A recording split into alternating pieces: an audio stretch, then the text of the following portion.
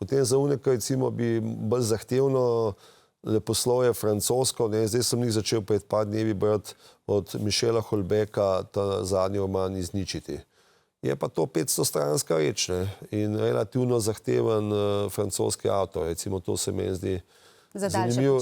Ja, to je zdaj odvisno od bralne kondicije, ne. In še ena? Zdaj najmočnejši, recimo roman, ki sem ga pa recimo letos prebral, je pa tudi francoski, je pa dokumentarni roman Žalostni tiger, ne, ki je sicer zelo tako dramatično zgodbo, gre za v bistvu dokumentarni roman, ki ga je hčerka napisala po tem, ko je recimo njen očim v mladosti zlorabljal in je to potem popisala to dogajanje, po drugi strani sta pa potem z mamo tudi tega človeka prijavile in je potem tudi ta kasnejše dogajanje, kaj se je z njim zgodilo. Roman, ki ga priporoča Samo Rugel in ga priporoča tudi Nobelova nagrajenka Ani Ernaux, ne?